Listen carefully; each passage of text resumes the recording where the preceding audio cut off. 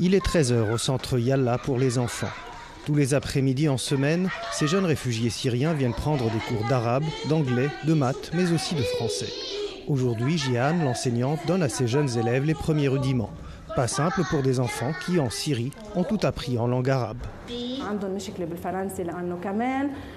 Ce n'est pas facile pour eux le français.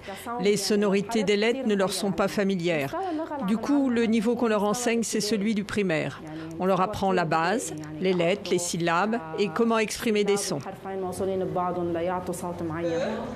Ces enfants ont un parcours scolaire souvent chaotique du fait des nombreux déplacements dus à la guerre. Certains ne sont même jamais allés à l'école.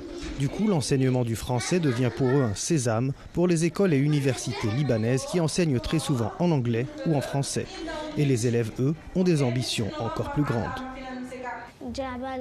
J'aimerais bien devenir enseignante de français pour apprendre cette langue à d'autres élèves. J'aime beaucoup l'accent de cette langue.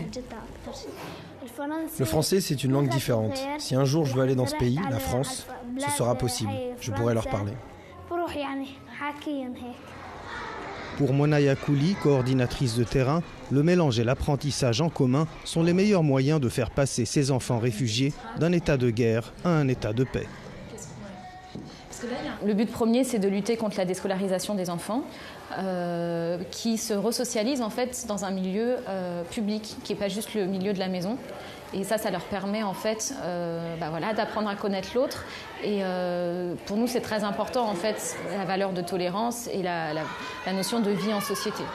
Participer à la construction de la paix, une mission difficile dont s'acquitte Yalla en remettant sur le chemin de l'école des enfants pour qui la perspective de retourner un jour en Syrie semble de plus en plus lointaine.